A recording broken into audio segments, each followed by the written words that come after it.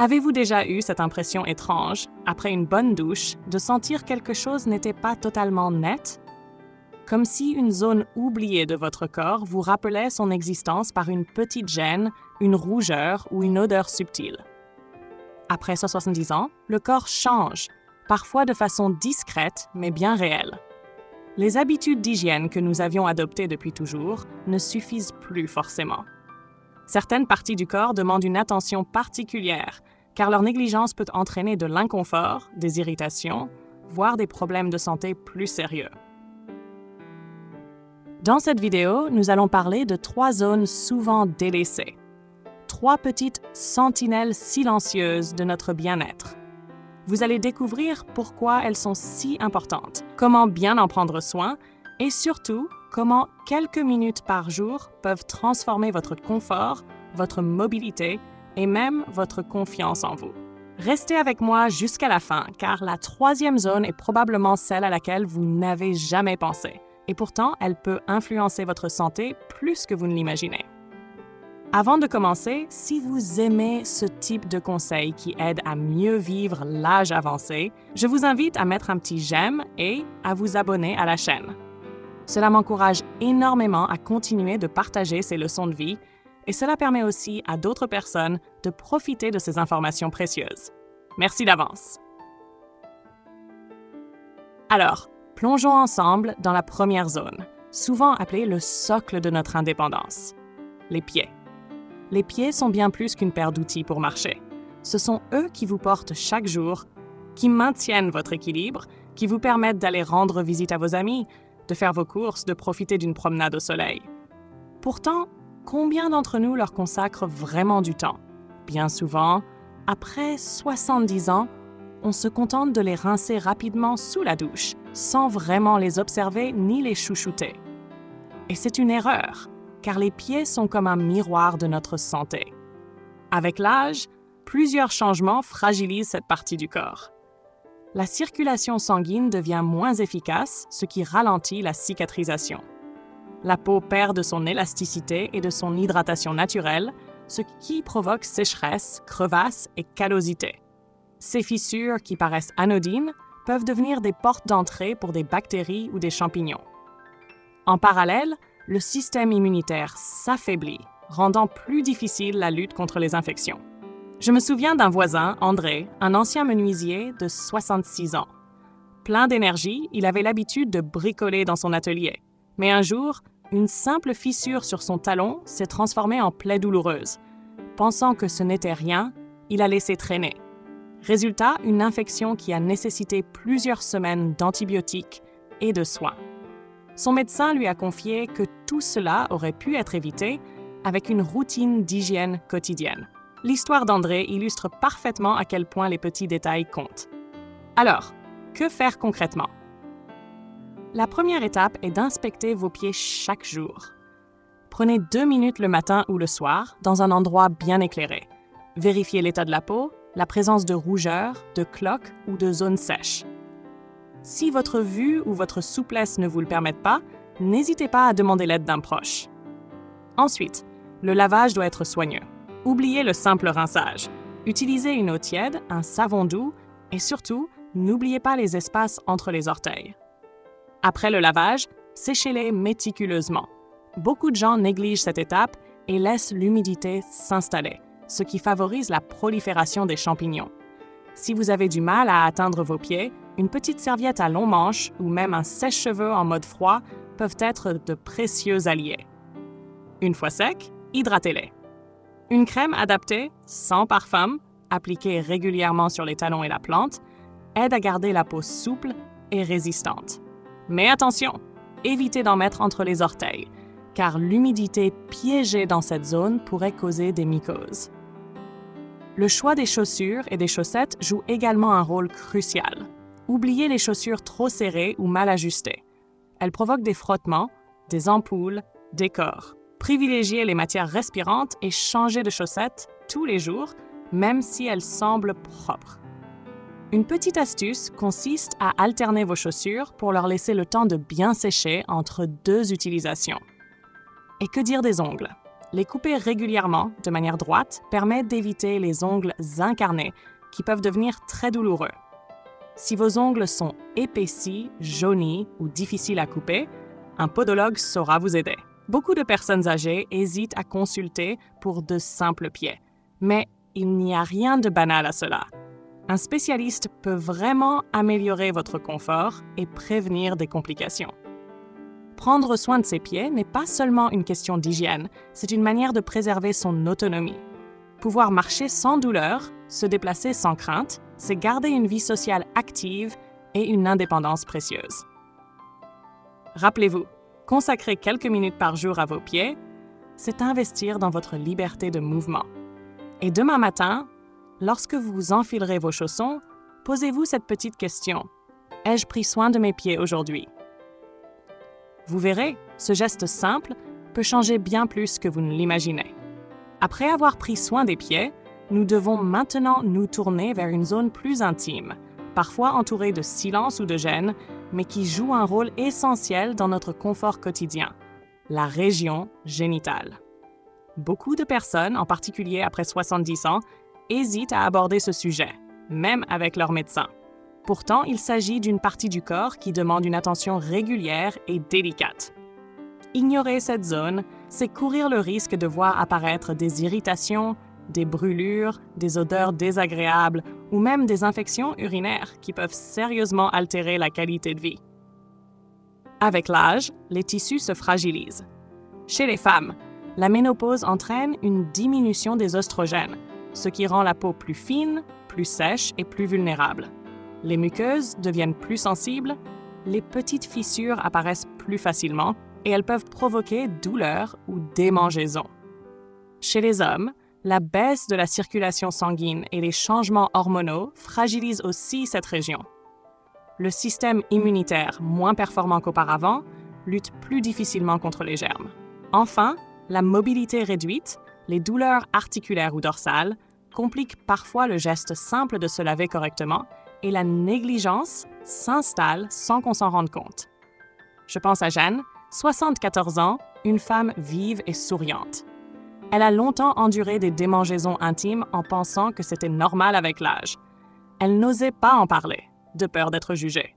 Finalement, après plusieurs mois d'inconfort, elle a consulté. Le diagnostic fut simple, une mycose bénigne, mais agrée par une hygiène inadaptée. Avec un traitement approprié et une routine de soins plus douce, ses symptômes ont disparu. Elle m'a confié avec un grand soulagement qu'elle aurait dû s'en préoccuper bien plus tôt et qu'elle avait perdu inutilement des nuits de sommeil. Alors, comment préserver cette zone si fragile? La clé est la douceur et la régularité. Un lavage une fois par jour suffit. Inutile de vouloir trop bien faire. L'eau tiède et un produit au pH adapté à l'hygiène intime apportent un nettoyage respectueux sans perturber l'équilibre naturel de la flore. Les savons parfumés ou les gels douche classiques peuvent irriter. Il vaut mieux les éviter.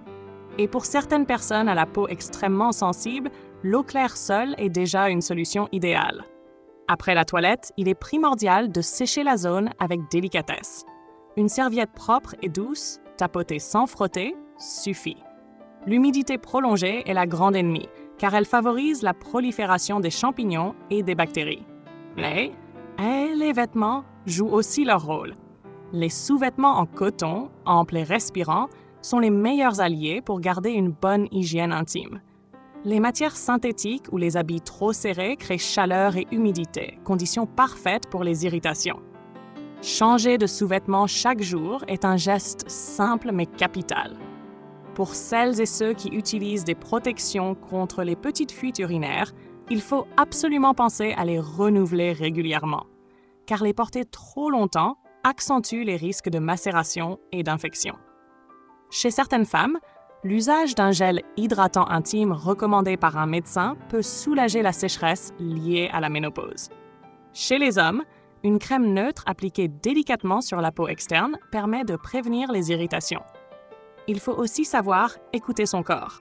Une démangeaison persistante, une odeur inhabituelle, des brûlures ou une gêne ne doivent jamais être considérées comme normales ou liées à l'âge. Consulter un médecin dans ces cas-là est une preuve de respect envers soi-même. Parfois, un simple traitement suffit à régler le problème, mais il est essentiel d'écarter toute affection plus sérieuse. Prendre soin de son intimité, c'est bien plus qu'une question d'hygiène. C'est une manière de préserver sa dignité, son confort et sa confiance en soi. Combien de personnes évitent de sortir, de voyager ou même de recevoir des proches simplement parce qu'elles souffrent d'une gêne silencieuse qu'elles n'osent pas nommer? En rétablissant une routine douce, quotidienne et adaptée, on se libère de ce fardeau. En vérité, il n'y a rien de honteux à s'occuper de cette partie de son corps. C'est au contraire un geste d'amour-propre et de respect. Tout comme nous prenons soin de notre visage ou de nos mains, la zone intime mérite la même attention. Et chaque fois que vous consacrez ces quelques minutes à vous laver et à vous sentir bien, rappelez-vous que vous offrez à votre corps un cadeau précieux, celui de rester serein, confortable et en bonne santé. Nous avons parlé des pieds, ce socle indispensable de notre autonomie, puis de la région intime, si fragile mais essentielle à notre confort quotidien.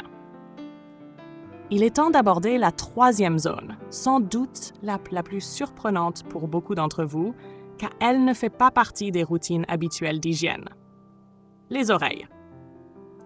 À première vue, on pourrait croire que les oreilles n'ont pas besoin d'une attention particulière. Après tout, elles sont petites, discrètes et souvent oubliées.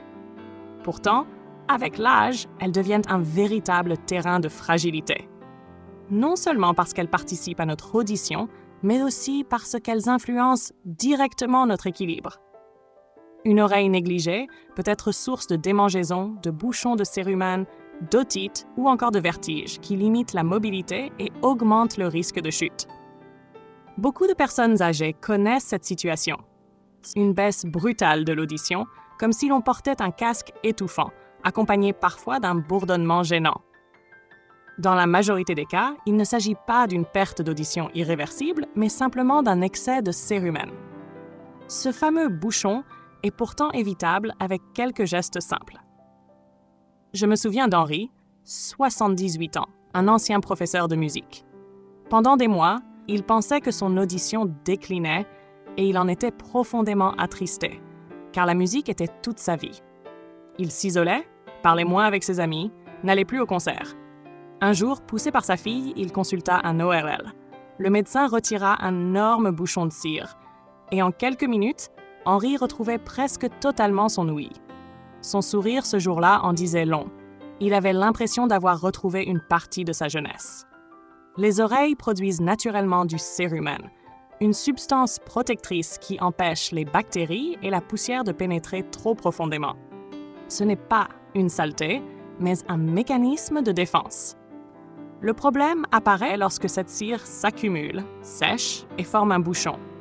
Avec l'âge, ce phénomène est plus fréquent car les sécrétions deviennent plus épaisses et la peau du conduit auditif perd de sa souplesse. Le nettoyage des oreilles ne consiste pas à vouloir enlever toute trace de cérumen. Bien au contraire, il faut le laisser jouer son rôle protecteur. Ce qui est important, c'est d'empêcher l'accumulation excessive. Pour cela, un lavage doux à l'eau claire lors de la douche, suivi d'un séchage soigneux avec une serviette propre, suffit souvent. Mais il y a une règle d'or. Ne jamais introduire de coton-tige ou d'objets dans le conduit auditif. Beaucoup de personnes, croyant bien faire, poussent le cérumen encore plus profondément, favorisant ainsi la formation de bouchons. Certaines provoquent même des petites blessures qui s'infectent. Lorsque l'on ressent une baisse d'audition soudaine, des démangeaisons persistantes ou un sifflement inhabituel, il est essentiel de consulter un médecin. Le retrait d'un bouchon doit être fait par un professionnel avec des instruments adaptés ou un lavage sécurisé. Essayer de le faire soi-même peut aggraver la situation. Mais l'hygiène des oreilles ne se limite pas au cérumen. Avec l'âge, la peau derrière les oreilles a tendance à retenir la sueur et les impuretés. Cette zone oubliée peut dégager une odeur désagréable si elle n'est pas lavée quotidiennement. Un simple passage à l'eau savonneuse, suivi d'un séchage doux, suffit à éviter ces désagréments. C'est un geste rapide, mais qui change beaucoup dans la sensation de propreté. Au-delà de l'hygiène, prendre soin de ses oreilles, c'est aussi protéger son équilibre. Les petits cristaux situés à l'intérieur de l'oreille interne régulent notre stabilité. Quand ils sont perturbés, cela peut provoquer des vertiges soudains. Et l'on sait qu'après 70 ans, une chute peut avoir des conséquences graves. Préserver l'audition et la santé de l'oreille, c'est donc préserver sa mobilité et son indépendance. J'ai rencontré un jour une dame, Madeleine, 82 ans, qui disait « Mes oreilles sont mes antennes vers le monde.